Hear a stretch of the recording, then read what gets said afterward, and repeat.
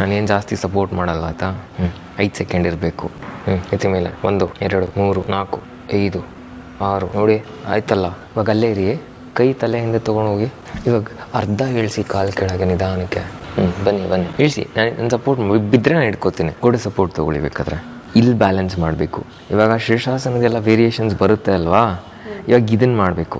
ಇವಾಗ ಕಾಲು ಹಿಂಗೆ ಇಟ್ಕೊಂಡು ಇಲ್ಲಿ ವೇರಿಯೇಷನ್ಗಳು ಮಾಡಬೇಕು. ಕೈ ಪೊಸಿಷನ್ ಬಿಡೋಕ್ಕಾಗತ್ತಾ? ಇವಾಗ ಕೈ ತಲೆಯಿಂದ ಹಾಗೆ ಇದರಲ್ಲಿ ಎಲ್ಲ ವೇರಿಯೇಷನ್ಸು ಮಾಡಿ. ಸೊ ಇದು 1, 2ನೇದು ಮಾಡಿ. ನೆಕ್ಸ್ಟು ಹಂಗೆ ಇರಿ. ನೆಕ್ಸ್ಟು ಓಕೆ, ಕೆಳಗೆ ಬರ್ತೀನಿ ನೋಡಿ. ಇವಾಗ ಅದಾಯ್ತಲ್ವಾ, ಇದನ್ನು ಮಾಡೋಕ್ಕೆ ಸ್ಟಾರ್ಟ್ ಮಾಡಿ.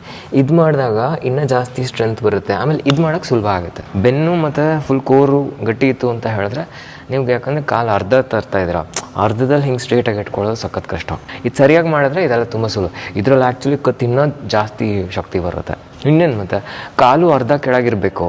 ಕಾಲು ಹಿಂಗಿದೆ ಅಲ್ವಾ ಅರ್ಧ, ಆಮೇಲೆ ನೀವು ಕತ್ತು ಬ್ಯಾಲೆನ್ಸ್ ಮಾಡಿ ಕೈನೂ ಬಿಡ್ತಾ ಇದ್ದೀರಾ. ಇದರಲ್ಲಿ ಅಂದರೆ ಅಟ್ಲೀಸ್ಟ್ ಕಾಲು ಇರುತ್ತೆ, ಕೈ ತಲೆನೂ ಸಪೋರ್ಟ್ ಇರುತ್ತೆ. ಇಲ್ಲಿ ತಲೆನೂ ಸಪೋರ್ಟ್ ಇರಲ್ಲ.